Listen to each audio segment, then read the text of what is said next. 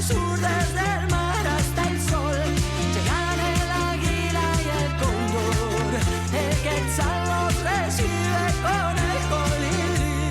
Visualicémonos todos en un mismo porvenir, donde reine la armonía y se restaure la luz. A partir de este momento comienza Encuentros Pedagógicos, la radiorrevista de Renovación Magisterial. Encuentros Pedagógicos, magisterio, sindicalismo, cultura, actualidad nacional, pedagogía. Sábados de 8:30 a 10 de la mañana. Bienvenidos.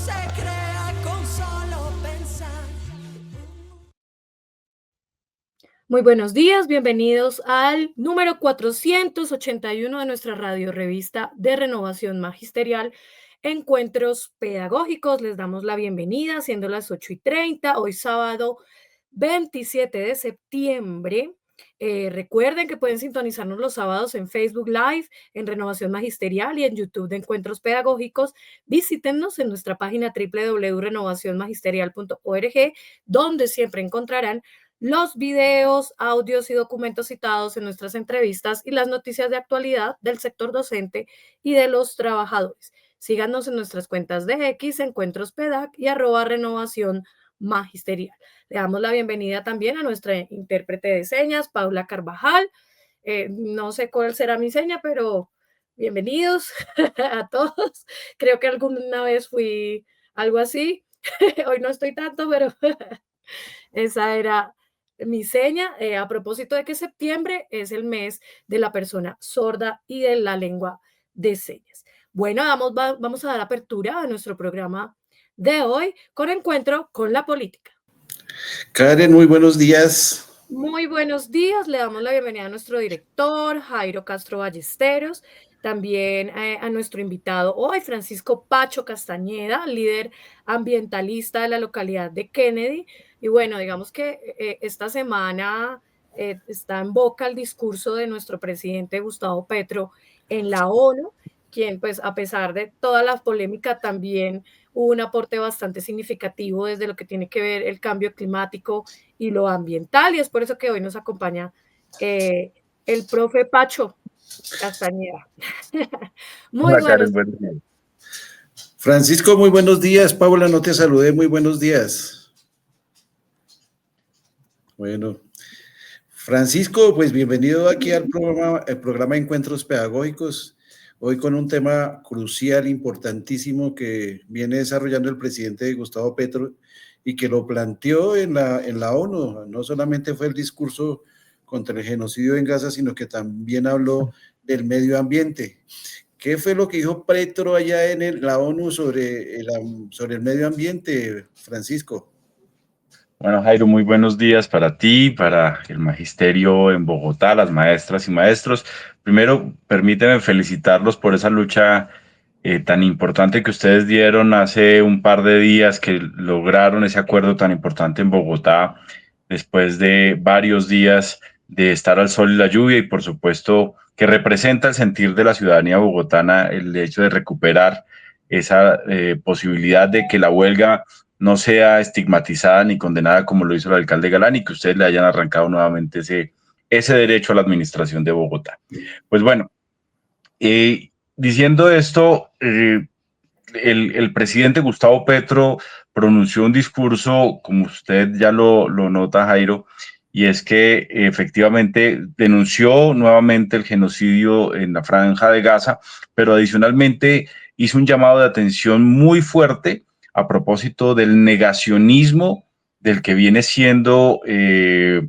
haciendo gala las ultraderechas en el mundo.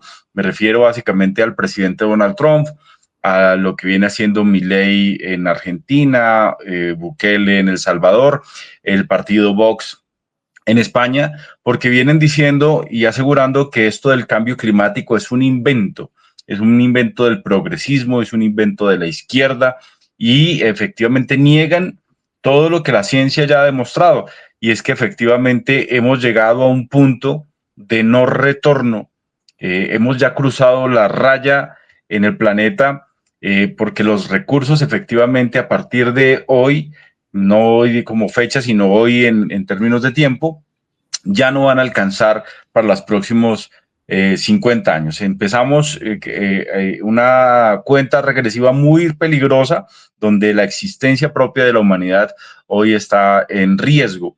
Y esto, pues, por supuesto, ha hecho que el presidente Gustavo Petro ponga un discurso muy duro, ¿sí?, contra quienes no solo niegan el cambio climático y las consecuencias del mismo, sino que adicionalmente han empeorado las condiciones del medio ambiente a propósito de la explotación del petróleo y la explotación del carbón.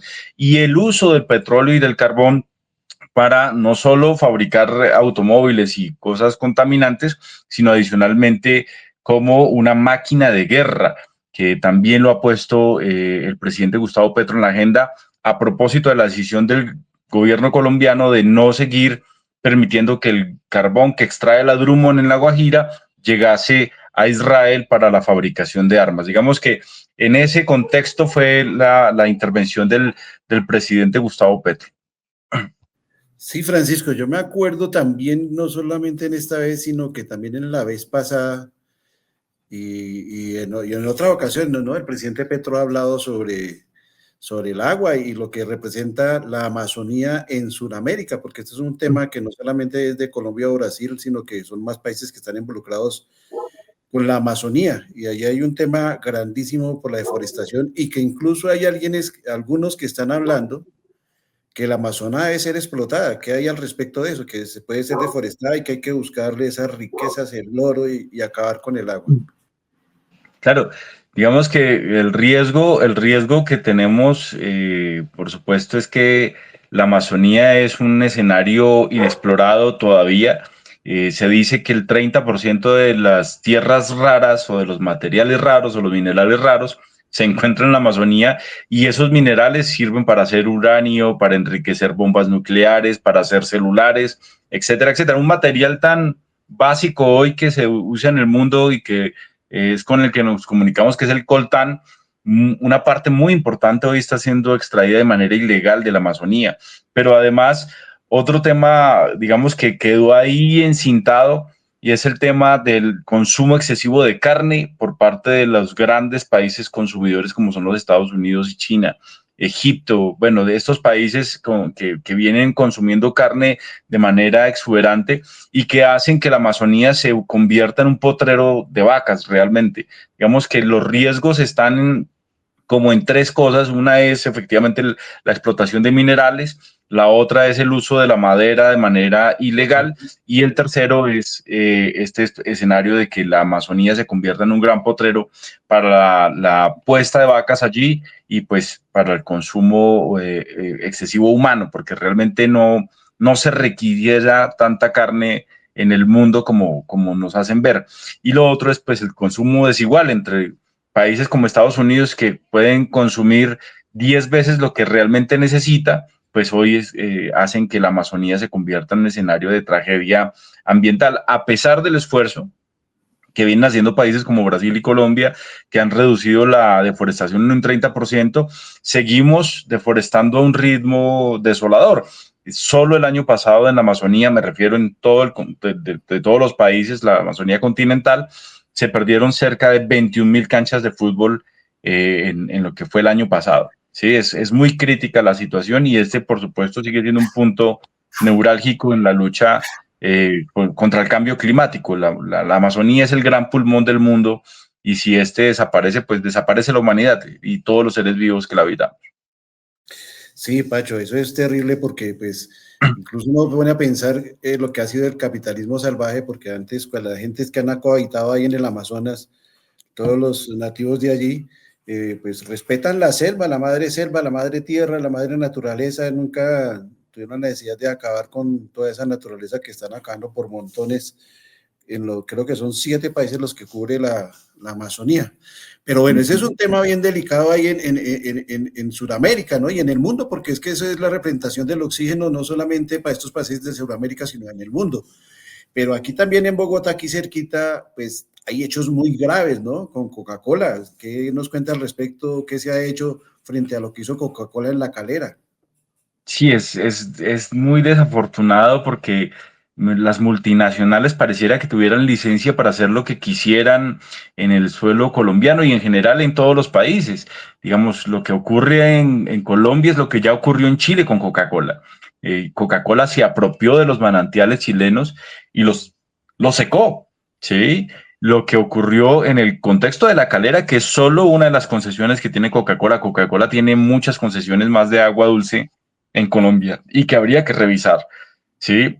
Cementó y realineó de manera ilegal unos pozos y unos manantiales en La Calera, ¿sí? Con una concesión dada por la CAR, por la Corporación Autónoma Regional de Bogotá y Cundinamarca, que es la que nos rige, la que cuida, entre comillas, el agua, y es la responsable efectivamente de que no ocurran este tipo de situaciones.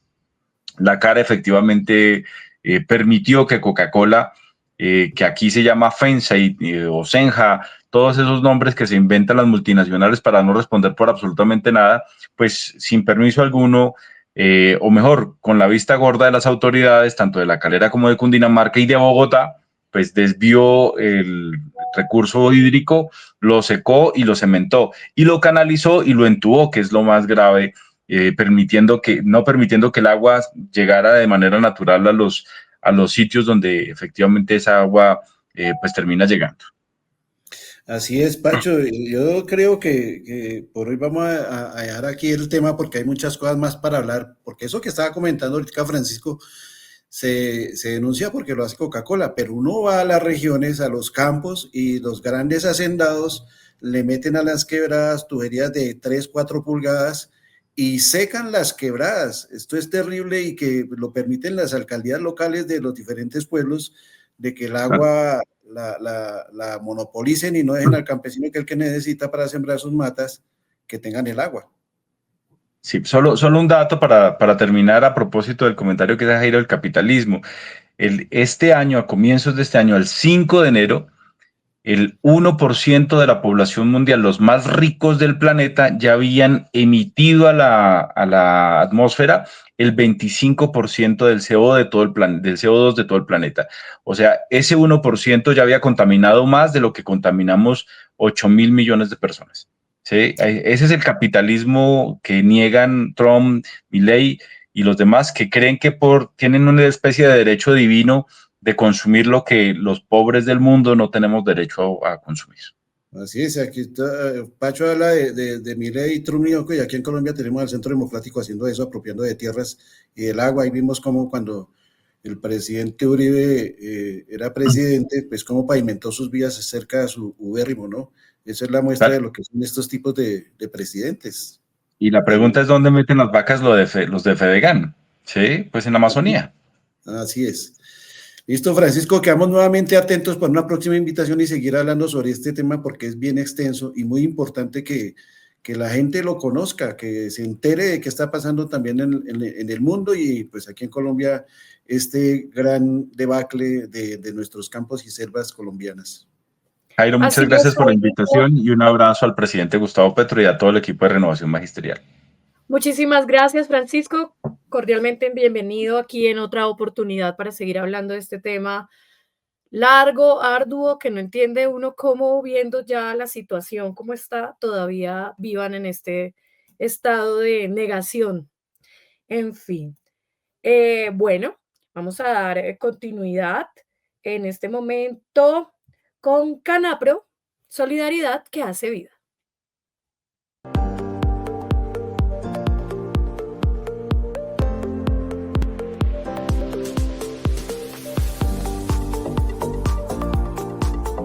Canapro, solidaridad que hace vida. Le damos la bienvenida a Jimeno Fuentes, jefe de turismo de Canapro. Muy buenos días. Muy buenos días, un fraterno saludo para todos.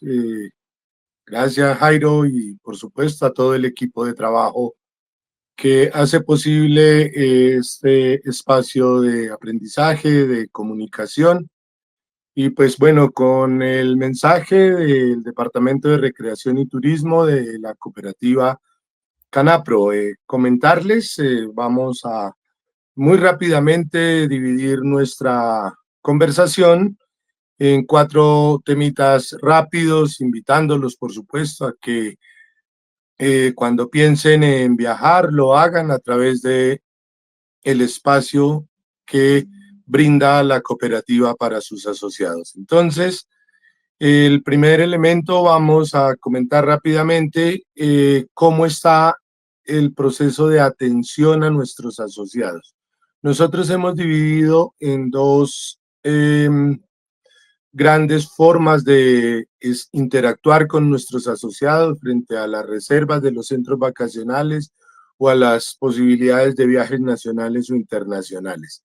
La primera, pues por supuesto, es nuestra atención presencial en todas nuestras oficinas. Nuestros asociados pueden hacer las reservas de los centros vacacionales. Allí, en una atención rápida, ágil, hacen su reserva y de una vez llevan su orden de servicio para prestar y disfrutar de unos espacios increíbles en las distintas áreas de la región colombiana. El segundo o la segunda forma es una atención remota. Nosotros tenemos habilitado un teléfono, se marca el PBX de la cooperativa y la extensión 7098. Allí también, desde la tranquilidad y comodidad de la casa o en un espacio de trabajo donde haya el tiempito para poder organizar la reserva, entonces se puede hacer. También está habilitado un canal de WhatsApp. Entonces la invitación a que entramos a la página y ahí están debidamente informados, pues, con la especificidad de línea telefónica, canal de WhatsApp, número de WhatsApp para hacer todo el proceso de las reservas. La invitación entonces a que nuestros asociados usen estos canales y puedan, por supuesto, generar sus reservas para ahora. Por ejemplo, tenemos todavía algunas habitaciones disponibles entre semana para la octubre, ahora para el receso. Entre el lunes y el viernes tenemos todavía algunas habitaciones, entonces pues que ojalá puedan organizar sus espacios para el descanso y el disfrute de estos bonitos lugares. Bueno, el segundo componente que quiero mencionarles es un detalle que tiene la cooperativa para todos nuestros asociados en el marco del cumpleaños. La cooperativa ha tomado la decisión de entregar un descuento en la reserva que se haga para los centros vacacionales. Ese descuento aplica para que el asociado disfrute de una reserva. Es un descuento en la primera noche para el asociado y para sus acompañantes. El disfrute debe de ocurrir 30 días a partir de la fecha de su cumpleaños. Entonces, la reserva se puede hacer con antelación. Vamos a suponer que un asociado esté de cumpleaños hoy, 27, entonces la reserva se puede hacer con antelación, o si no la ha podido realizar, por supuesto, la puede hacer en el día de hoy.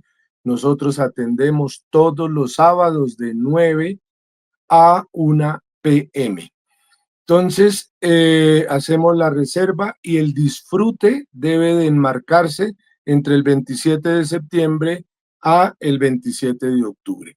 Entonces, aprovechar la semana de receso para los que tienen esa bonita condición de estar de cumpleaños en estas fechas tan especiales. El tercer elemento que quiero compartirles es que la cooperativa, a través del departamento, ha diseñado unas actividades muy bonitas para nuestros centros vacacionales. Por ejemplo, mencionarles una que vamos a desarrollar ahora en octubre. Tenemos ya 2 grupos definidos. Incluimos el transporte desde acá, desde la ciudad, hasta el centro vacacional Guaré y visitamos una hacienda cafetera para ampliar los conocimientos y la cultura acerca del café. Vamos a tener un taller, una sesión de meditación con cuencos tibetanos. Esto es como para sanar el cuerpo, el alma, un taller excepcional. Y también tenemos una visita a un lugar que se llama La Chamba, muy cerca al Guamo. Allí en la margen del río Magdalena se hace un taller sobre, disculpen, de cerámica. Entonces es un ejercicio para la creatividad, para el moldeo de figuras, muy chévere para disfrutar de esta experiencia. Entonces la invitación a que revisemos la página web o a través de los canales que mencioné, disfrutemos pues de estas actividades tan bonitas. Y finalmente pues quiero invitarlos a que programen sus vacaciones para diciembre. Tenemos una oferta extraordinaria, todos los destinos. Especialmente estamos haciendo la difusión de un plan espectacular que tenemos para Sudamérica. Es un plan que inicia el 6 de diciembre, vamos hasta el 17. Hay incluidos 4 vuelos, hay la experiencia memorable de hacer el cruce de lagos y, por supuesto, visitar la cascada de Iguazú. Entonces, una oportunidad extraordinaria para disfrutar de un plan con incluidos los tiquetes, el alojamiento, el servicio de guía y, por supuesto, también alguna parte de la alimentación. Entonces, gracias por permitirme compartir esta información y recordarles los canales de atención para que cuando viajen lo hagan muy informados y que sea con la seriedad, con la responsabilidad de la cooperativa. Gracias. Excelente semana para todos. Así es, Jimeno, muchísimas gracias. Y no olviden Canapro, solidaridad que hace vida. Continuamos con nuestro encuentro con el movimiento obrero. Encuentro con el movimiento obrero.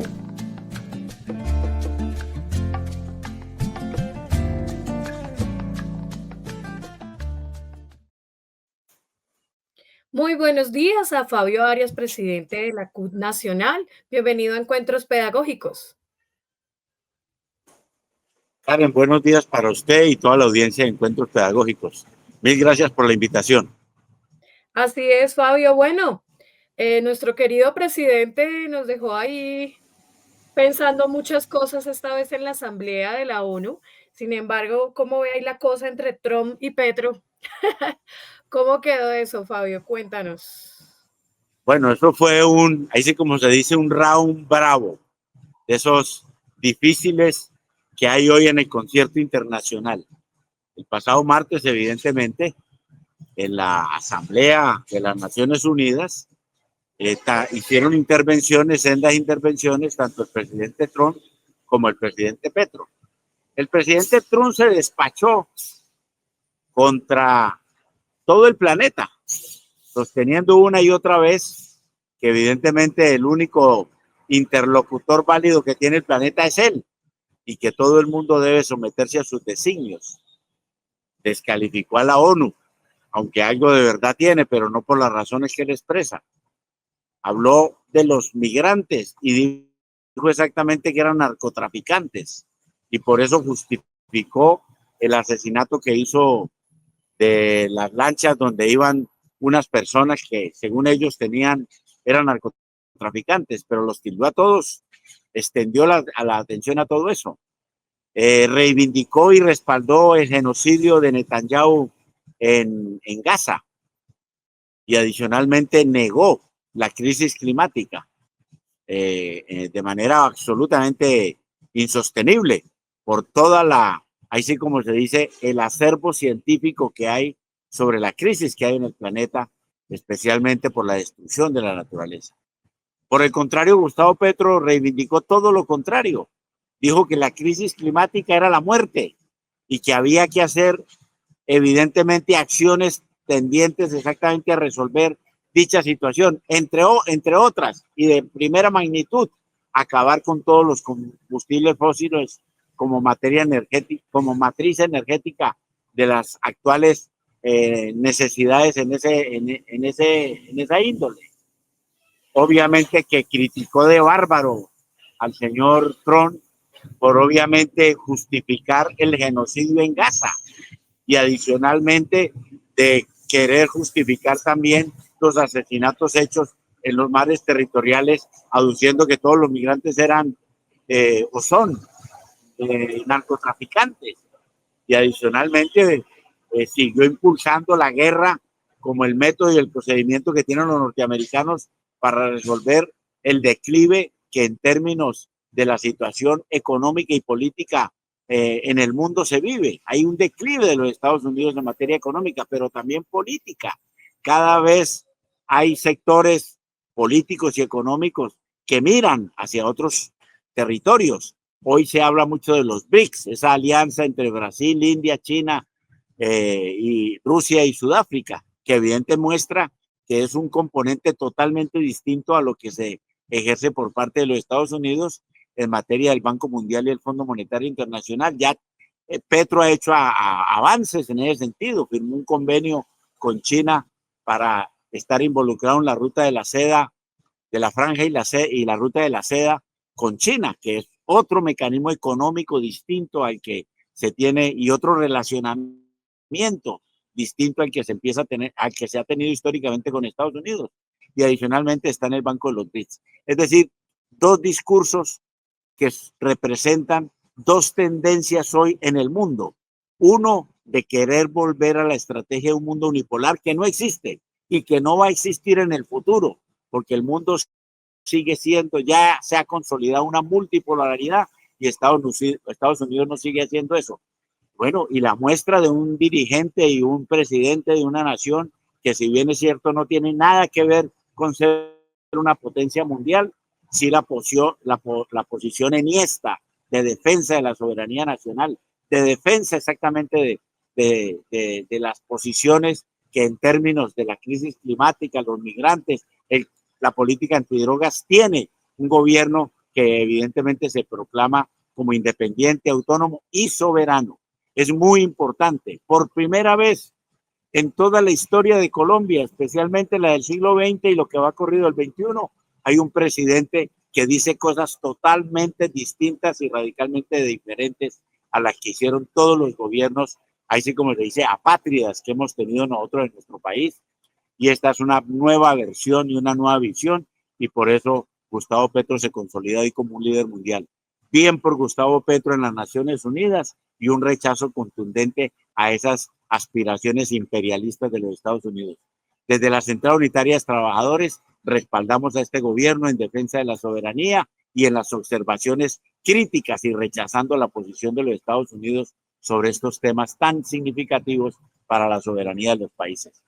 Mil y mil gracias a Encuentros Pedagógicos y buen día para todos y todas. Muchísimas gracias, Fabio. Un abrazo desde Encuentros Pedagógicos. Les contaba al inicio del programa que septiembre es el mes en el que, digamos que se hace reconocimiento a la persona sorda, a la intérprete de señas y a la lengua de señas. Es por eso que hoy vamos a darle un reconocimiento a nuestra compañera Paula Carvajal. Por eso lo saludé diciendo buenos días.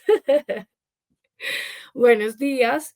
Y por eso hoy en Encuentro con la Inclusión también estamos celebrando 5 años de nuestro programa de encuentros pedagógicos divulgando desde la diversidad.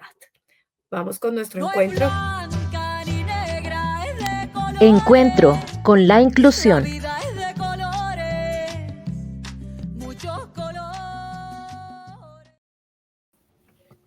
Muy buenos días, muy buenos días. esta era mi seña en algún momento cuando estuve en el Manuela Beltrán en la nocturna hace ya muchos años. Bienvenida Sarita Elena Márquez, ella es magíster en neuropsicología y educación, docente de apoyo pedagógico de toda la población sorda del Colegio Manuela Beltrán. Bienvenida, ya 5 años de este espacio maravilloso en renovación magisterial y en encuentros pedagógicos. Los micrófonos son todos tuyos, las cámaras, las redes. Bienvenida, Sarita. Muy buenos días, Karen. Buenos días, Paula. Sí, precisamente habíamos estado comentando en todos estos programas que iniciaron desde la primera semana de septiembre que íbamos a estar conmemorando el mes de la persona sorda, de la lengua de señas y también del Día del Intérprete, como una visibilización de los derechos que ellos tienen a la accesibilidad, a la comunicación precisamente, y a tener en cuenta que la educación es distinta porque se debe hacer referencia a que su primera lengua debe ser la lengua de señas. Y como tú dices, hoy es una fecha especial porque hace 5 años iniciamos precisamente Encuentro con la Inclusión hablando de esta conmemoración para las personas sordas. Hoy cerrando estos especiales de septiembre, vamos a tener 2 invitados muy especiales. Uno, porque el 30 de septiembre se conmemora el Día del Intérprete y nosotros vemos cada 8 días a Paula Carvajal, que nos apoya con esta mediación de la comunicación para que las personas sordas tengan acceso a nuestro programa. Pero pues no sabemos casi nada del proceso de ella, de su vida, de cómo ha sido esta articulación con la interpretación, y por eso hoy la tenemos contándonos precisamente acerca de cómo ha sido ese proceso. Y para poder tener accesibilidad, yo voy a hacer las preguntas, todas las preguntas. Hay un pregrabado donde ella las está respondiendo a voz para que a su vez simultáneamente ella nos lo interprete en lengua de señas, porque era la manera como teníamos de poder hacer este contenido accesible para las personas sordas. Entonces, sin más, vamos a estar hablando de Paula Carvajal, nuestra intérprete de encuentros pedagógicos, y las preguntas son acerca de cómo se acercó a ella la interpretación, cómo aprendió la lengua de señas, si le gusta interpretar, y también cuáles han sido las dificultades o las barreras que a ella ha identificado en esta carrera profesional de interpretación. Entonces vamos a pasar el video donde ella nos responde estas preguntas que yo estoy haciendo. Buenos días a todo el equipo de Renovación Magisterial. Muchas gracias por permitirme participar en este espacio en la conmemoración de la Semana de la Persona Sorda. Bueno, pues empiezo por decirte que para mí la lengua de señas es como mi lengua materna, ya que mis padres son sordos. Entonces la fui aprendiendo desde muy pequeña. Incluso podría decirse que empecé a señar antes que a hablar. Partiendo de eso, siempre me llamó la atención poder trabajar como intérprete, ¿no? Primero pensaba que era para ayudar a la comunidad sorda o a las personas sordas, pero es más que eso, en realidad es un servicio y un derecho que tienen ellos a la accesibilidad, a la información, a la comunicación en general, a poder expresarse y poder recibir la información clara y precisa. ¿Me gusta interpretar? Sí, me gusta mucho interpretar, además porque no me gustan las injusticias y siento que es muy importante reivindicar los derechos de las personas sordas y ser este puente comunicativo. Siento que me permite poder ayudar y cerrar como un poquito esa brecha de pronto de comunicación y de los derechos que tienen las personas sordas, ¿no? Para poder reivindicar un poco ello. Y de las cosas más difíciles en la trayectoria de la interpretación es de pronto encontrarse con escenarios, con personas o entidades que no tienen el conocimiento acerca de la comunidad, de las capacidades de las personas sordas y tampoco conocen el rol del intérprete y muchas veces terminan dirigiéndose a uno cuando uno está prestando el servicio de interpretación, cuando deberían dirigirse a la persona sorda.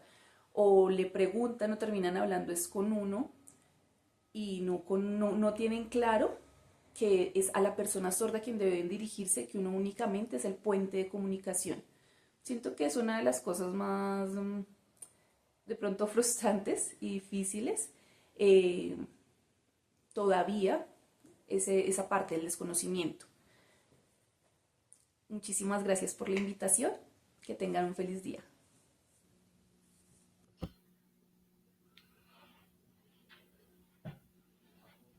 Bueno, Paula, muchísimas gracias por darnos a conocer parte de tu historia de vida. Por supuesto, queda mucho más que indagar al respecto. Decir que cuando hay hijos oyentes de padres sordos, en inglés la sigla es CODA y en español los llamamos HOSPAS, que es hijos oyentes de padres sordos. Precisamente para ellos sí la primera lengua es la lengua de señas, porque crecen en una familia donde la comunicación se media a través de la lengua de señas. Entonces, Paula, muchísimas gracias, un reconocimiento para ti, que tengas el 30 de septiembre un feliz día, gracias a tu labor y gracias por permitir que las personas sordas que se conectan a este programa tengan un contenido accesible a través de la lengua de señas. Así es, muchísimas gracias, Paula, que puedas celebrar tu Día del Intérprete el 30 de septiembre. En este momento está con nosotros también John Jairo Vanegas Barbosa, psicólogo, educador sordo, asesor del INSOR y de proyectos artísticos en FAI. Muy buenos días a Encuentros Pedagógicos. John Jairo, muy buenos días. Qué placer tenerte aquí en este programa. Un reconocimiento para ti como persona sorda y por todas las acciones que sé que has desarrollado para visibilizar los derechos de tu comunidad. Sé que lo has hecho desde todos los ámbitos, educativo, artístico, cultural, comunitario, en fin, has hecho muchas acciones y por eso quería cerrar estos programas de encuentros pedagógicos, Encuentro con la Inclusión, contigo, para que nos cuentes también más acerca de tu vida, o sea, cómo fue tu bachillerato, dónde estudiaste, qué profesión tienes. Empieza a contarnos cómo es ese proceso que ha sido contigo desde la educación inicial, desde la primaria y el bachillerato.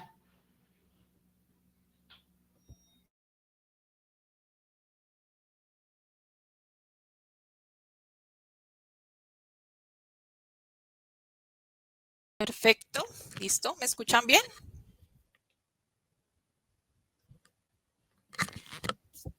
Listo, ¿puedo empezar? Perfecto. Hola a todos, un saludo a todos. Primero agradecer a Sara por la invitación a este espacio de encuentros pedagógicos, que es muy importante el tema de la inclusión, poder conocernos a todos, mucho gusto. Este es mi nombre, como aparece aquí abajo. Yo soy profesional en psicología, estudié en la universidad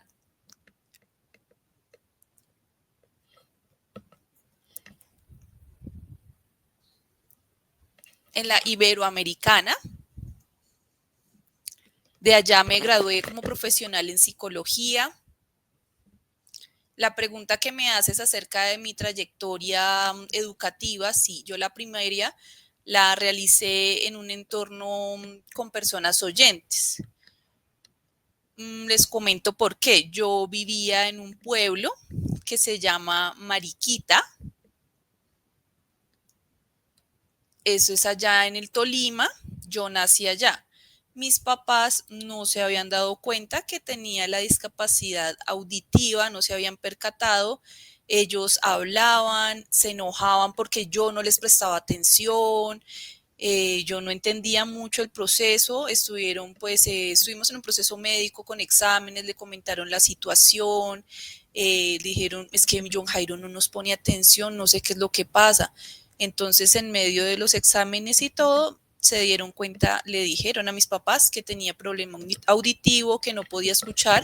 Para mis papás fue bastante confuso justo ellos quedaran. Entonces, pues les explicaron la situación, pues que tendría que hacer terapia de lenguaje, aconsejaron poner un audífono para poder escuchar y pues que se le dificultara menos la comunicación. Ahí en Mariquita no había profesionales, digamos, en fonoaudiología, en terapias, entonces tuvimos que venirnos a vivir a Bogotá. Ya pues yo crecí en Bogotá. Yo estuve en un ambiente escolar con personas oyentes normal y en la mañana estudiaba y en la tarde tenía mis terapias. Eso fue en donde, en el INSOR. Allá tenía las terapias de primaria, bachillerato, pues digamos que siempre fue igual. Más o menos a los 15 años empecé a aprender, a conocer de la comunidad sorda. Empecé a tener ese conocimiento, como esa interacción con las personas sordas, con la cultura, con la comunidad. Yo fui oralizado y pues para mí todo era hablado. Esto no quiere decir que tuviera yo muy claros los conceptos o todo lo que tenía que, digamos, que aprender realmente. Gracias a la lengua de señas, a todo el tema visual, me fue más claro y más comprensible para mí y así pude asociar el español con mi lengua, pero de todas formas, mira, fue allá a los 15 años, digamos que una edad tardía. Y pues claro, habían muchas cosas que se presentaban, había bullying porque las personas oyentes se burlaban de mí, que hablaba raro, que hablaba como mujer, que no se me entendía, que no era claro cómo hablaba, se burlaban bastante de mí. Entonces pues yo trataba de no hablar también debido pues al bullying que sufría. Y ya pues con la lengua de señas me pude expresar muchísimo mejor. ¿Por qué decidí estudiar psicología? Porque yo tuve experiencia trabajando como modelo lingüístico en colegios, haciendo talleres de preescolar, primaria, bachillerato, con padres sordos, con docentes en diferentes instituciones, haciendo formación en lengua de señas. Sino que se presentó una situación personal con un estudiante, una situación familiar muy complicada y necesitaban la atención personalizada de un psicólogo. Esta situación fue lo que me impactó a mí y me hizo pensar en estudiar psicología porque me di cuenta de la importancia de que las personas sordas también cuenten con un psicólogo que hable su misma lengua y que pueda, pues ellos también tener esa tranquilidad de la salud mental. Yo les cuento un poco la situación, lo que sucedió.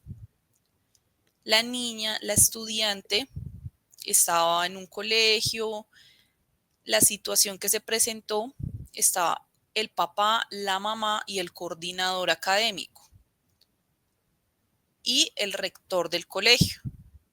Estaban con el orientador, el intérprete. Habían 7 personas ahí en la reunión.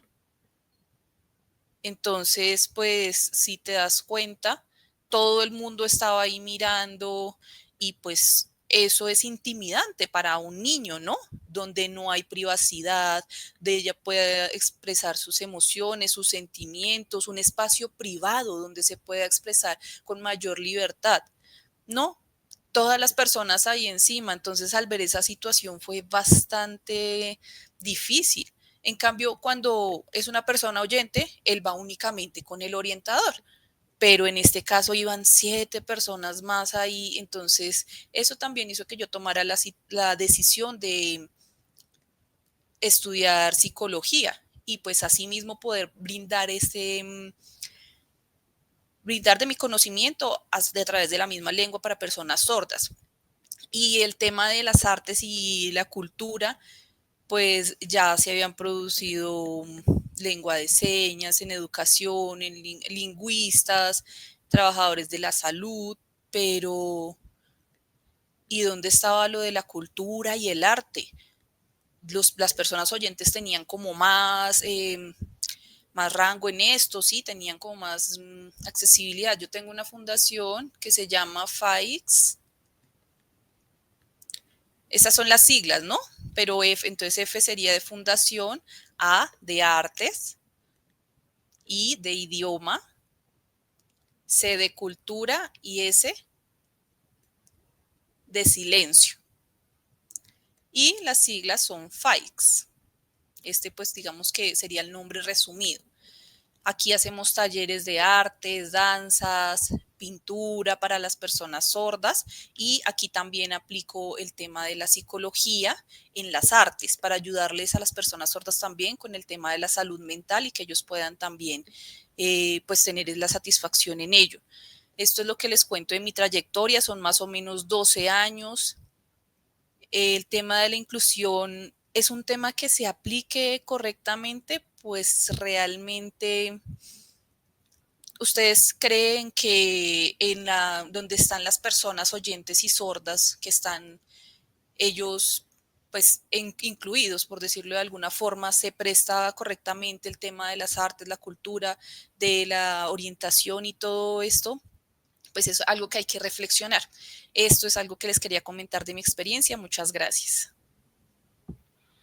Bueno, John Jairo, muy interesante todo lo que estás comentando, porque precisamente cuando nos acercamos a las historias de vida de las personas, podemos conocer más cómo ha sido ese proceso y, digamos, esa dificultad en la accesibilidad a la comunicación, que es lo que insistimos, ustedes como personas sordas y pues yo que siempre me he considerado una aliada en la incidencia de todas estas procesos en donde ustedes deben participar. Yo soy una persona oyente, pero ya tengo una trayectoria más o menos de 25 años apoyando a las personas sordas desde mi perspectiva de persona oyente. No es lo mismo cuando se es una persona sorda y se conoce la historia de vida como la que tú estás refiriendo, de cómo desde la misma familia no se tiene la posibilidad de comunicarse con sus hijos, de cómo fue ese proceso que dijiste de la primaria y luego cómo hasta los 15 años apenas empezaste a acceder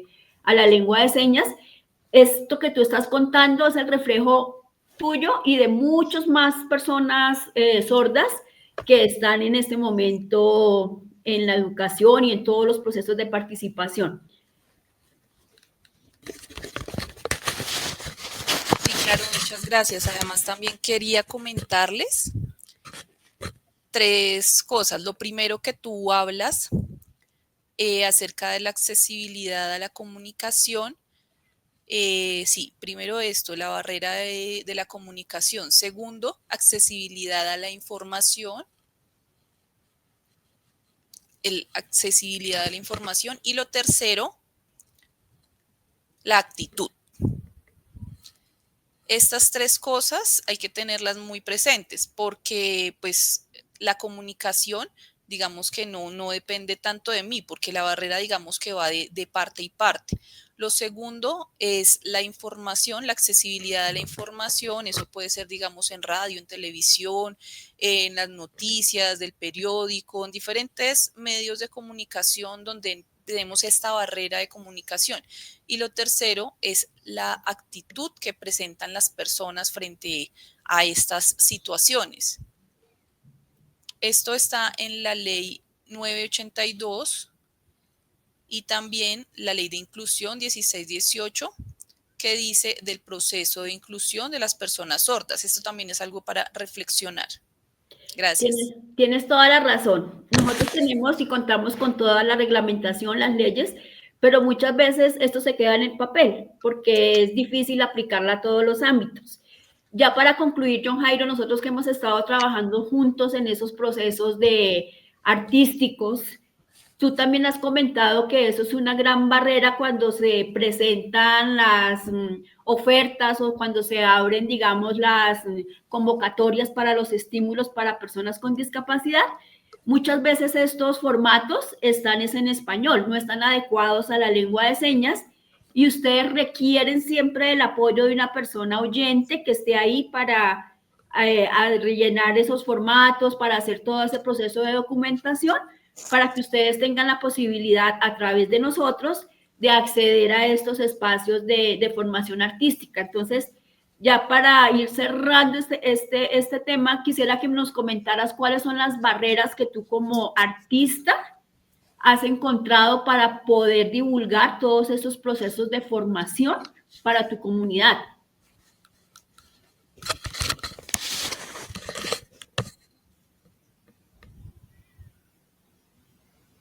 Disculpa, se me cortó, ¿me puedes repetir la pregunta? ¿Cuáles son las barreras de acceso a todos estos procesos de formación artística que tú como persona sorda has encontrado?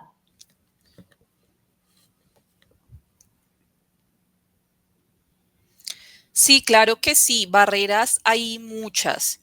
Y también pues es un tema de decisión.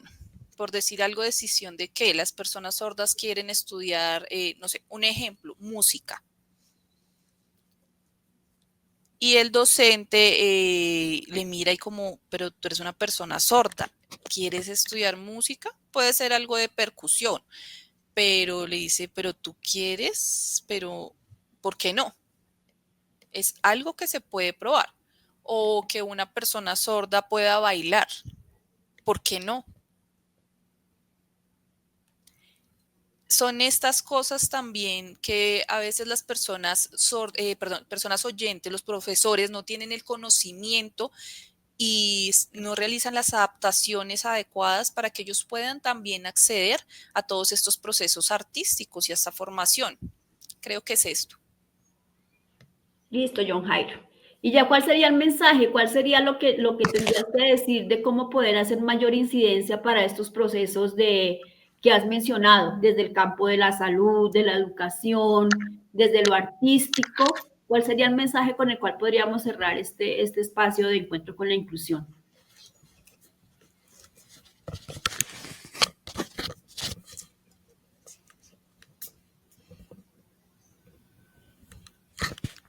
Sí, ok, muchas gracias. Sí, es muy importante hacer incidencia, insistir, hacernos visibles, que nos reconozcan a nosotros como comunidad sorda, porque nosotros somos ciudadanos y es muy importante que también nos reconozcan, perdón. Y así como está el mes de la persona sorda, no es solamente un mes, ¿no? Sino hay que saber que esto es una cotidianidad. Muchas gracias.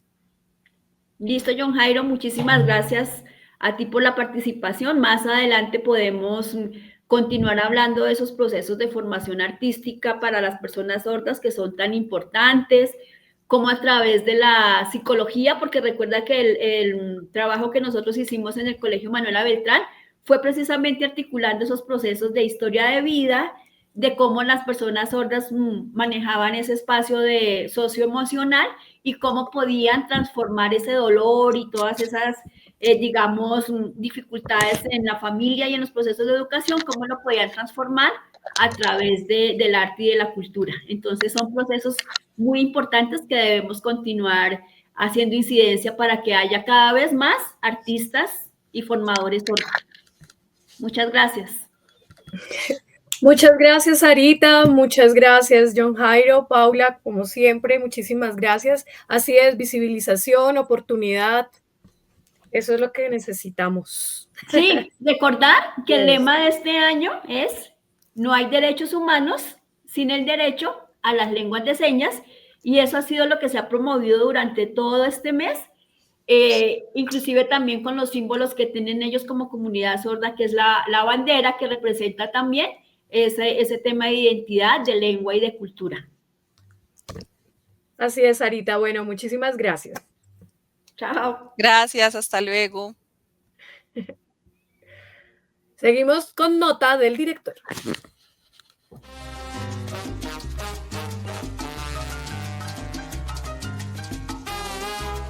Nota del director.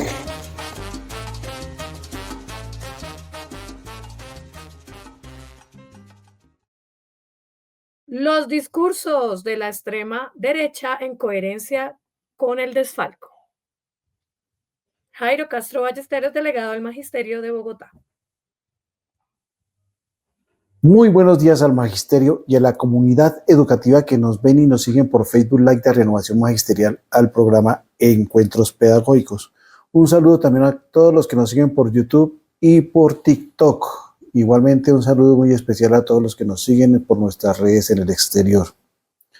Hoy la nota del director se intitula Los discursos de la extrema derecha en coherencia con el desfalco. Los discursos en coherencia. Además del odio hacia la clase obrera cuando ésta se levanta, unida para exigir los derechos laborales, los opresores que explotan a los trabajadores se alimentan de la envidia, la codicia, la avaricia, con la corrupción en los diferentes estamentos del Estado. Es un tesoro inalienable al que hay que proteger hasta con la muerte de aquellos que se atreven a denunciarlos. El gobierno que hoy preside el país se le acusa de dictador, porque ha logrado a través de varias entidades del Estado destapar la corrupción. Este hecho es uno de los actos de valentía que el presidente ha ejecutado para salvaguardar los recursos del Estado, para que estos lleguen a las clases más necesitadas del país.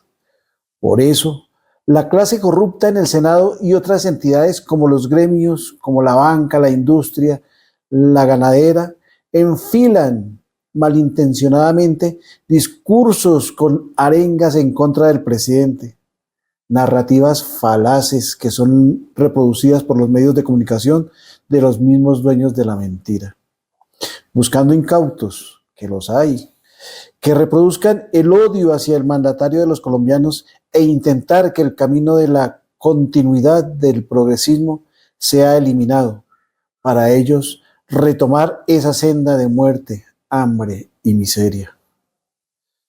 Tomarse el poder es una necesidad, ahí sí dictatoriales, que necesitan y que son como las que hubo con el exfiscal Barbosa y Marta Mancera, para revivir los falsos positivos, los 6.402 desaparecidos, los 70.000 millones de pesos de Abudinei, la plata de la Ruta del Sol o la de los Llanos Orientales, que además cuenta con los peajes más caros del país con el mismo dueño, y que no ha sido posible quitarlos por la protección que la corrupción desde el Senado les otorga para que la exploten casi de por vida. Esa es la necesidad imperiosa de aquellas gentes de bien, senadores que cubrían sus fechorías con la mentira, acusando a Petro. Hoy por hoy, por ejemplo, estará acusándolo de corrupción, pero el ex senador Iván Name, que en el pasado debate del proyecto de reforma laboral anunció que iba a trabajar para hundir las reformas del gobierno. Igualmente en otra locución también le dijo al presidente que sí, él fue un delincuente y perseguido por la justicia, mientras que a él no. Pero hoy el señor enfrenta una acusación de corrupción en la Unidad Nacional para la Gestión del Riesgo y Desastres. Por ello, está preso.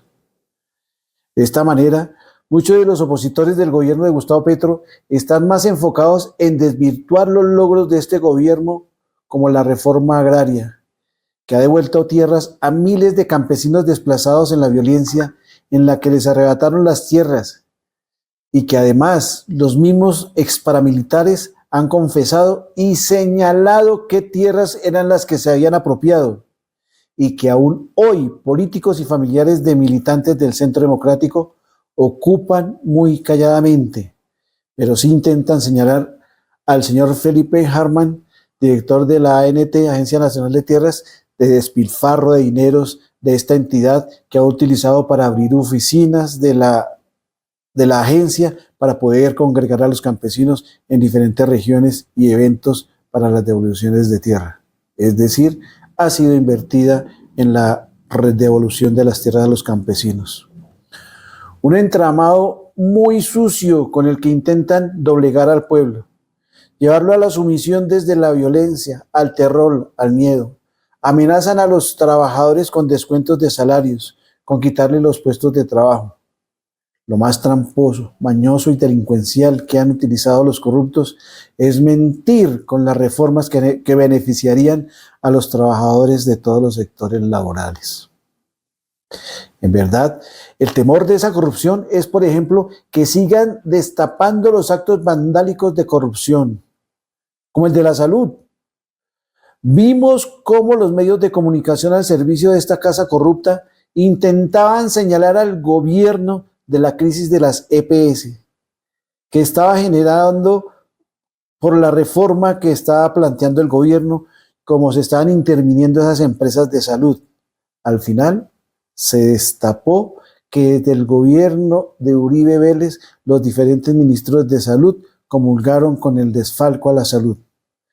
Más de 32.000 billones de pesos causados por la intermediación y la corrupción en la salud, mientras el paseo de la muerte llenaba las morgues de los hospitales de aquellos trabajadores que no fueron atendidos debidamente o a tiempo de acuerdo a sus dolencias y allí en las puertas fallecieron. Todos estos males causados por la corrupción están en la palestra para que sean juzgados debidamente. La clase política corrupta, como la del clan de los Vargas Lleras, uno de los principales socios desde el Fasco de la Salud, están apurando para que se incrementen las acusaciones de dictador, a partir de, por ejemplo, de condenar al presidente Petro por denunciar ante la ONU el genocidio de Gaza. Acorde a su credo de violencia, aquellos se alinean con Netanyahu, el asesino de millones de niños y niñas palestinas. Como aquí en Colombia, esos corruptos son los cómplices de la violencia que junto a una señora poco cabal dicen que la masacre de las bananeras es una fábula. O el dogo amaestrado por el Centro Democrático desconociendo el asesinato de los jóvenes de Soacha. Toda una coherencia nefasta con los asesinos que hoy confiesan sus crímenes junto con los estamentos del Estado, con senadores, con congresistas, con las Fuerzas Armadas en los gobiernos de Uribe, Santos y Duque. ¿Cómo no protestar en las calles ante semejantes atrocidades? ¿Cómo no denunciar ante la opinión pública que lo que ellos llaman recuperar el poder es volver al país a esa violencia de muerte y desaparecidos, de bajarle los salarios a los trabajadores y trabajadoras, de quedarse con la plata de la salud como se ha demostrado, que no es como las falacias de los medios de comunicación anuncian? La realidad es que quieren al país es por la plata, volver al poder por la plata, no por darle a los colombianos la salud y la educación. Por eso, las protestas y ejercer el derecho a ella es parando el trabajo, no como dice la secretaria de Educación, que es en contrajornada. Es decir, que si ellos roban, debo hacer el paro a mi familia y no a los que se llevan la plata de la salud. Qué lógica tan fascista. Señora Isabel Segovia, el paro se le hace al patrón y si los niños se quedan sin clase, la culpa es de ustedes por los malos manejos de la plata para la educación, por la contratación de entes que nada tienen que ver con la educación de los bogotanos, porque nosotros, los docentes, sí defendemos el derecho de la educación y la plata que se debe destinar para la educación pública. Por eso, el paro debe ser todo el día y los días que sean necesarios. Muchas gracias. Nos vemos dentro de 8 días en otra nota del director. Muchas gracias, señor director. Nosotros los docentes sí defendemos el derecho a la educación y el paro se le hace al patrón, nos dice nuestro querido director. Por eso vamos a darle entrada a nuestro informe de Capital.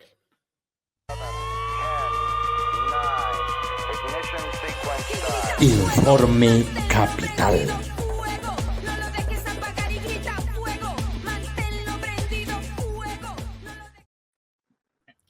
Muy buenos días, Andrés Ballena, secretario Hola, Karen. general de la Asociación Distrital de Educadores de Bogotá. Bienvenido a Encuentros Pedagógicos. Hola Karen, buenos días y buenos días a toda la audiencia de Encuentros Pedagógicos. Esta mañana, como cada sábado, aquí tenemos varias cositas que comentar. De esta semana, lo más relevante tiene que ver con, bueno, voy a empezar de adelante hacia atrás, de lo más reciente.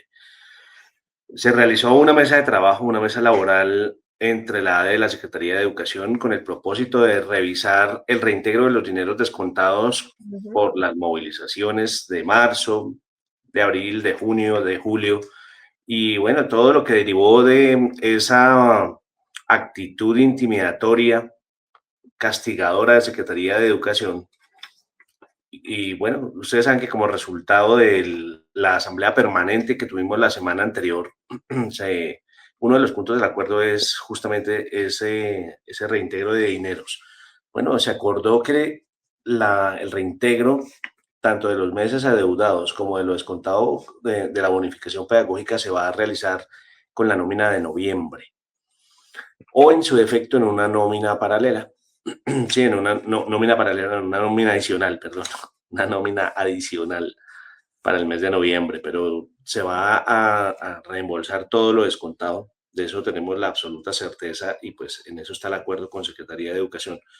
Y con relación a la manera de realizar la reposición, aquello que fue acordado para que debía reponerse estos contenidos, y no contenidos, sino actividades dejadas de realizar y actividades pedagógicas que estaban para el 11 de julio pasado, que fue el acuerdo de mayo. Eso, el acuerdo también establece que se reconoce y más otros tiempos como el 11 de junio y 17 de julio. Bueno, esos lineamientos se van a acordar también. Vamos a tener una mesa la próxima semana nuevamente para dejar establecidos esos criterios, para que sean claros, para que no se abra la puerta para extralimitaciones o para... Ustedes saben que hay gente que se pone muy creativa y entonces se le ocurre que la gente vaya en contrajornada o en días sábados y no es así. Es con absoluto respeto de la jornada laboral de los maestros y maestras. Bueno, tenemos también un Facebook Live que se va a realizar el próximo lunes 29, 7 de la noche. Vamos a tener un Facebook Live para comentar específicamente sobre esto que estoy diciendo, pero un poco más en detalle. Si hay alguna novedad de aquí al lunes, igual es el momento de decirlo. Entonces, para que todos y todas estemos pendientes. Una tarea que tenemos que es muy importante de realizar es la conformación de los comités en defensa de los derechos de la educación pública. Es una tarea que venimos realizando desde la última reunión de comités sindicales locales en territorio, porque pues, los comités sindicales estuvieron también y les envío todo mi reconocimiento, una gran felicitación a las personas, particularmente los equipos coordinadores de los comités sindicales locales que estuvieron durante la asamblea permanente de la ADE allí acompañando. Bueno, traemos estos comités, la conformación de los comités en defensa de la educación pública, que van a ser en los comités del mes de octubre, que se van a desarrollar entre el 27 y el 30 de octubre, para que nos vayamos agendando. Ya próximamente, al mediodía de hoy, a más tardar el lunes, sale el cronograma de los comités sindicales locales. Pero es bien importante que lo hagamos, porque la lucha no terminó con la asamblea permanente. La asamblea permanente fue contra esas medidas punitivas, repito, que tomó la Secretaría de Educación, su intentona de coartar el derecho a la movilización y a la protesta. Es un derecho constitucional y que tuvo que reconocerlo y reconocerlo en una ponderación, es decir, reconocer la existencia, la coexistencia de los derechos, tanto a la educación, que por eso luchamos permanentemente, como a la movilización, a la asociación y a la protesta. Entonces, la tarea, repito, no termina ahí. Sigue pues la privatización mediante la entrega de jugosos contratos a ONGs amigas de la administración para que los temas de los que nos podríamos haber ocupado los maestros y maestras, particularmente aquellos que se han beneficiado de los programas de formación postgradual, estas personas podrían estar ejecutando tantas cosas a un costo mucho menor, con muchísimo más conocimiento que las ONG amigas de Galán y de Segovia que están ejecutando los presupuestos. Pues bueno, nuestra labor es esa defensa permanente de lo público, hacer cumplir el acuerdo colectivo firmado en 2024, que es una gran tarea también que está en desarrollo, y en general revisar que la educación mantenga su carácter público oficial. Esa es la gran labor. Entonces, dejo hasta acá por cuestiones de tiempo este informe, Karen. Un abrazo para todos y todos en este fin de semana. Muchísimas gracias, Andrés, y no olviden, y es que no recuerden, no olviden nuestra cita este lunes 29 a las 7 de la noche en nuestro Facebook Live de Renovación Magisterial. Muchísimas gracias, Andrés. Bueno, un gusto. Nos vemos. Nos vemos el próximo sábado. Buen fin de semana. Antes de seguir con nuestro próximo encuentro, un saludo para todas las personas que se conectan con nosotros en este momento a través de nuestras redes, en Facebook, en YouTube y que posteriormente nos ven en TikTok también de Renovación Magisterial. Un abrazo fraterno para María Elena Figueredo Flores, Rocío Porras, Wilson Casas, José Darío Duarte, Meta presente, Leonardo Ortiz, Amelia Yustres, Willa presente y a todas las personas que nos van a ver posteriormente desde nuestras redes sociales. Y finalizando con nuestro encuentro con la comunidad educativa y el magisterio. Pasar haciendo caminos. Encuentro con la comunidad educativa y el magisterio. Seguí la gloria. Muy buenos días, está con nosotros Miguel Ángel Pardo Romero, integrante del Comité Ejecutivo de FECODE, Comisión de Política Educativa y secretario de prensa. Muy buenos días, Miguel. Karencilla, muy buenos días, un saludo vital, fraternal y pedagógico a ti, al Reno Baby, que ya está en grandísimo, ¿no? Me imagino, ya baby. Baby, baby, ya acercándose a los terribles 2. A Paula, nuestra intérprete en lengua de señas, que hoy ha hecho una excelente intervención en nuestro programa, y por supuesto a todo el magisterio y a la comunidad educativa del país que nos sigue a esta hora del día. Así es, Miguel. Bueno, Miguel, ¿qué nos traes hoy para contarnos tantas cosas que han pasado? Bueno, hemos titulado hoy el tema pues de los debates que se han generado alrededor de nuestra estabilización del modelo de salud. Modelo de salud, sí, señor. Y una propaganda despiadada, destructora, pues, como decía nuestro director hoy, diciendo las cosas que no corresponden. En primer lugar, pues nosotros tenemos que aclarar cosas para que nosotros no cometamos errores. Así y es. tratemos Además, en el encuentro con los ministros, eso generó Sí, claro. dudas y generó un montón de cosas que, pues, lo digo porque como representante sindical de mi institución se han acercado con preguntas y apreciaciones y queda uno ahí como Sí, así es, Karen. sí, entre la Tal espada cual y la como dice pared. el filósofo del consumidor, del boletín del consumidor. Entonces, en primer lugar es eso. Es decir, es evidente, pues, el Consejo de Ministros que hubo, pues, generó, pues, una serie de debates y discusiones, pero también unas tergiversaciones y unas exageraciones, como también unas preocupaciones y alertas. Nadie va a desconocer eso y vamos a aclarar en primer lugar. Una, el presidente de la República, pues, expresó su posición que ha tenido siempre, que es la que él no está de acuerdo con los regímenes especiales, en este caso el del magisterio y el de que ha conquistado la Unión Sindical Obrera, porque para él debe haber un régimen muy bueno de salud a nivel general y de pensiones y de cesantías, y en ese orden de ideas pues no se justifican los regímenes especiales. Esa es eso pues el racionamiento general del presidente pues puede ser correcto, pero el presidente se equivoca, porque no existe hoy un régimen de salud general, ¿sí?, superior al régimen nuestro. Y si no existe, mientras no lo haga, no ocurra, pues nosotros debemos mantener el régimen especial. Por lo tanto, con todas las coincidencias que podamos tener con el presidente, aquí le exigimos que sin ambages declare que respeta la ley 91 del 89, que creó el FOMAC y que por supuesto es el que garantiza por parte del Estado la educación, la salud, las cesantías y las pensiones. Ahora bien, hay que precisar dos cosas porque entonces ya los que buscan es que el PECODE salga a un paro contra el presidente por tumbar la ley 91, ¿sí? Pues hay que aclarar, para que la ley 91 se modifique, tiene que haber una ley que tramite en el Congreso. Hoy no hay ninguna reforma propuesta, ningún proyecto de ley para reformar la ley 91 del 89.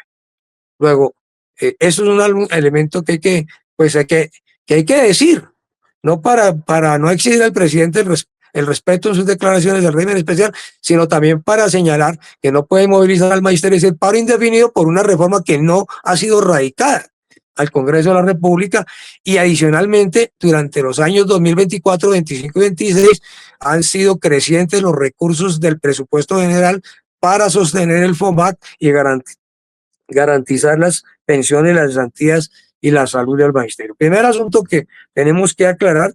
En segundo lugar, las medidas cautelares que acaba de emitir vía resolución la Supersalud. Entonces, en primer lugar, esto no es una intervención, no es una intervención contra la ley 91, no es una intervención contra el modelo de salud. Pues nosotros mismos, como FECODE, derivado del Consejo de Ministros, exigimos que se mandatara las investigaciones que corresponden. Y entonces ahora no nos podemos aterrar porque ya hay unas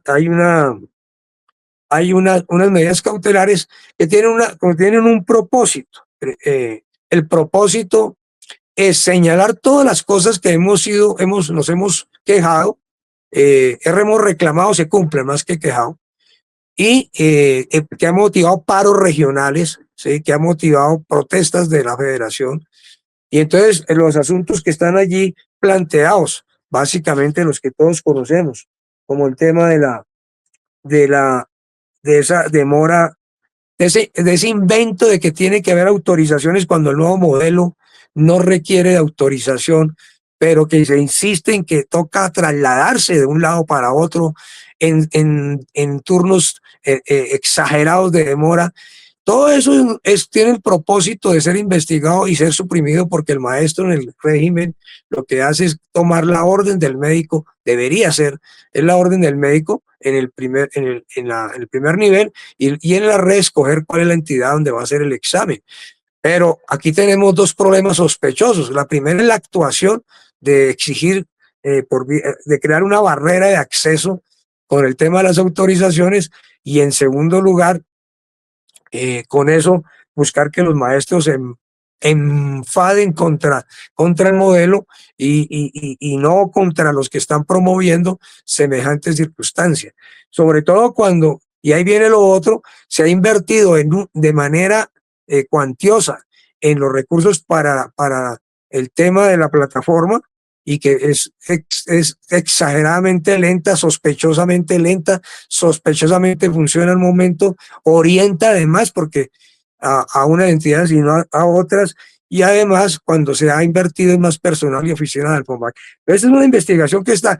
Entonces yo pregunto, luego eso no es lo que hemos denunciado, y hoy es motivo de la investigación de las medidas precautorias de la Supersalud, al igual que el tema de la insuficiencia de la red, el tema de las dificultades de acceso acorde con la georreferencia, el tema de los medicamentos, el tema de la contrarreferencia y referencia, que esto es un asunto de todos los días que nos llega, ¿no? Maestros en urgencias o familiares en urgencias, y entonces a la espera de la autorización, la atención domiciliaria, unas veces sí, otras veces no, las patologías de alto costo, ¿sí?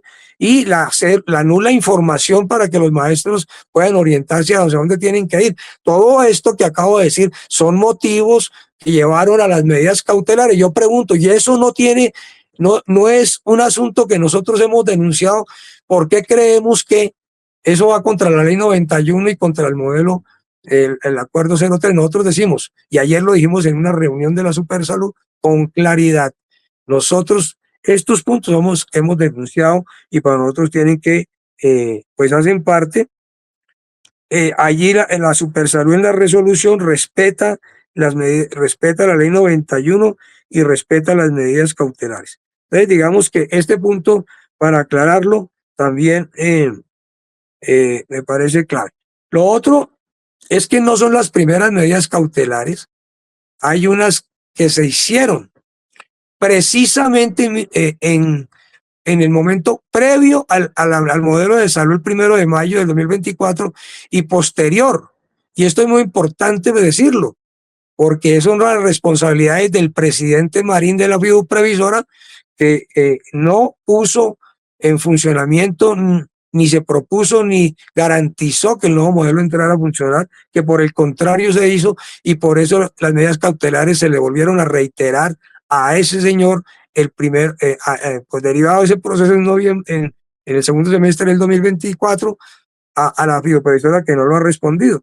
Entonces aquí se corrobora lo que nosotros dijimos en el comunicado de público, y es que antes del 1 de mayo del 2024 hay una serie de irregularidades que tuvieron que ser cargadas con recursos en el marco del nuevo modelo, y tiene que ser investigado porque esas entidades nunca cumplieron, y tiene que ser investigado la maniobra de la fiduprevisora para que las antiguas uniones temporales quedaran ahora manejando y controlando los contratos. Esa parte es clave. El tiempo que proponen para el plan de emergencia es de 3 meses. Nosotros decimos es corto, pero hay que exigir que todas las entidades que están allí bajo la coordinación de la Supersalud se pongan en esa tarea. Y mire que los maestros y maestras decimos 3 meses y decimos, no, es ya. Entonces hay compañeros que dicen, no, es que ahora son 3 meses, eso es mucho. No, eso es poco, están diciendo, no, nosotros decimos, hay 3 meses, y para eso entonces hemos insistido, y ayer lo hicimos en una reunión que hubo en la Supersalud con todos los órganos de control, a la cual invitaron a FECODE, donde se puso ese tema. Nosotros insistimos y lo dejamos absolutamente claro allí, que FECODE había planteado 2 asuntos claves. Uno, una sesión permanente del Consejo Directivo del FOMAC, y que los ministros no habían convocado. Bueno, producto de todo este proceso y lo de ayer, el Consejo Directivo del FOMAC fue convocado ya para 3 sesiones, el próximo 1 de octubre, el 2 de octubre y el 25 de octubre. Y nosotros es clave porque es la manera de estabilizar. Y lo otro que nosotros exigimos, y era la intención de la reunión previa al Consejo de Ministros que no se hizo, era unidad del gobierno, porque no puede seguir la pelotera entre los 4 ministros y el vicepresidente de la fiduprevisora, y necesitamos que lleguen a los consejos directivos del FOMA es a votar y a materializar el modelo de salud, y ayer también lo dejamos absolutamente claro. Entonces, digamos que para nosotros este tema que se está desarrollando en este momento hace parte de nuestras denuncias y debe ser tenido en cuenta. Ahora bien, ayer en la reunión que hubo de la Red Nacional de Controladores, se llama la Red Nacional de Controladores que se deriva de la Supersalud, estuvieron nada menos el Ministerio de Educación, el Ministerio de Hacienda, la Contraloría, la Superfinanciera, la Defensoría, el Ministerio de Trabajo, la Procuraduría, la Fiscalía, el Instituto Nacional de Salud, y por supuesto estuvimos nosotros. Nosotros ayer dejamos claro lo siguiente, y con esto termino. Nosotros estamos de acuerdo, pues la Supersalud siempre ha acompañado todas las mesas de salud y la Procuraduría, siempre han estado en los consejos directivos del FOMAC. Siempre han estado en las mesas que tenemos los sindicatos, la fiduprevisora, el FOMAC, en las regiones. Entonces tienen sobre el particular pues una ruta, por supuesto tienen una buena cantidad de información. Pero nosotros le dijimos ayer con claridad, todo este proceso lo vamos a fortalecer, acompañar sobre la base del respeto al régimen especial de la ley 91 y sobre la base del respeto y con el propósito de materializar el modelo de salud. Pero les hicimos una aclaración o una solicitud expresa. La solicitud expresa que ya la hemos explicado aquí. Dijimos, mientras esos 3 meses vamos a estar con un plan de contingencia para resolver todos estos puntos que hemos hecho, nosotros reclamamos también que los reflectores se pongan hoy sobre las IPS que están saboteando de 2 maneras el nuevo modelo de salud. La primera, hoy se les está pagando el boletín informativo de la fiduprevisora, registra el 82% de pago el pago en un 82% a todas a las entidades en el país. Entonces uno pregunta, y solicitamos allí a los organismos de control, ¿por qué las entidades se les paga y al otro día anuncian que no van a prestar el servicio porque no se les ha pagado el 100%, a sabiendas que el resto del pago tiene que ser sobre la base que entreguen los soportes? Y segundo, en eso se equivocó el presidente Petro, lo que voy a decir ahorita, el manual tarifario. Sí existe el manual tarifario, se aprobó el manual tarifario.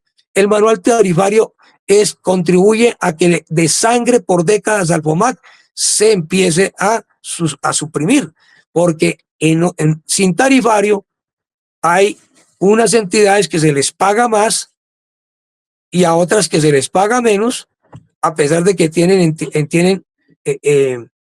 calidades médicas similares, y entonces a unas se les paga exagerado, ¿sí?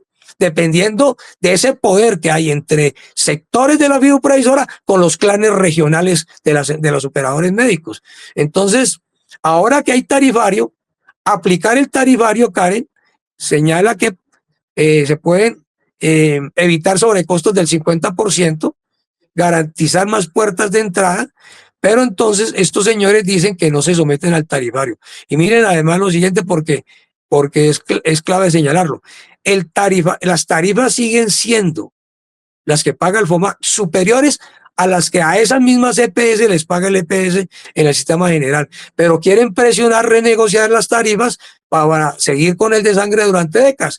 Entonces, muy respetuosamente ayer le pedimos a las entidades médicas, ¿sí?, a los órganos de control, que simultáneamente al ejercicio de resolver el tema del el plan de choque para estabilizar el modelo, también pongan los reflectores sobre estas entidades que con la plata nuestra en el bolsillo pretenden seguir a la antigua, con que se les pague más de lo que corresponde, o que pagándosele no le prestan los servicios a los maestros y maestras al siguiente día. A las bioprevisoras sí les exigimos que saque el boletín de manera pública, entidad por entidad, departamento por departamento, entidad territorial certificada por entidad territorial certificada, a la que le ha pagado, para que el maestro, el activista, pueda decir: no señora, a usted le pagaron mediante tal pago tal día, y debe prestar el servicio.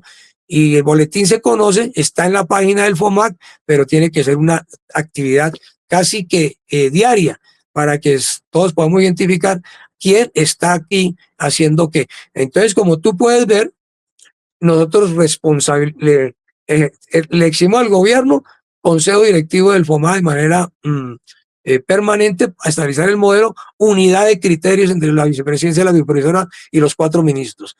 A la bioprevisora le exigimos que todos estos temas que hoy son objeto de alarmas por parte de la Supersalud, que ya mencionaba unos 8 temas, tienen que ser abordados, especialmente, digo yo, pues que son 8 temas, pero yo digo que uno que no puede continuar es el tema de las autorizaciones para romper todo el sistema. Y el tema, y por supuesto a los operadores, exigirles, por un tema de salud pública, que acojan, que no crean que el FOMAC van a seguir siendo plata de bolsillo para que se enriquezcan a costa de que nuestro proceso, el FOMAC se disuelva. Entonces, a cada uno le tenemos una reclamación, y entonces los compañeros y compañeras están diciendo que es que aquí lo que hay que hacer es un paro, pero sin saber los objetivos. Entonces yo pregunto, la movilización hay que hacerla, pero toca tener claridad hacia dónde se dirige la movilización, con qué objetivos, porque algunos lo que están diciendo es, y esa es la despiadada propaganda que han hecho, es como ya se va a acabar el FOMAC, por orden del presidente hay que salir a hacer paro al presidente, y calladitos sobre el tema de todo lo que están haciendo los mercaderes de la salud, como la plata nuestra en el bolsillo, pero afectando y evitando el modelo, que se materialice el modelo de salud de los maestros y maestras. A cada uno le tenemos pues una reclamación, pero los maestros no vamos a caer pues en la trampa de movilizarnos para, digamos, servirle a unos intereses que no corresponden al magisterio y sobre todo al patrimonio del FOMAC. Tan, tan. Ay, Dios mío, mucha tela para seguir cortando. Sí, señora. Y Bastante. eso, Y aquí hay gente que creyó, que pues creía que es que esto es fácil, ¿no? Estamos pisando muchos callos y entonces aquí hemos hablado de que los señores neoliberales no les gusta que la tasa media de ganancia se les baje y lo que está ocurriendo es que nosotros le estamos bajando la tasa media de ganancia y eso le genera pues todo este tipo de propagandas y agresiones, que ha habido unas agresiones brutales contra el comité ejecutivo, contra las direcciones de las filiales, de las 34 filiales, y eso es muy grave, y por supuesto aquí entra el oportunismo político electoral. Así es. En eso estaba pensando precisamente. En el otro año. Sí, no, en este. Desde ya, sí. Desde ya. Bueno, Miguel, muchísimas gracias. Chao, chicas. Nos vemos. Un abrazote. Nos vemos. Cuídense. Chao. Un abrazo. Saludos. Saludos. Saludos Bueno, al Super Baby. Sí, señor, claro que sí. Este fue nuestra radiorevista número 481, Encuentros Pedagógicos de Renovación Magisterial. Agradecemos a todos ustedes quienes nos ven y se conectan a través de las redes sociales, nos ven a través de TikTok, Facebook y YouTube de Renovación Magisterial.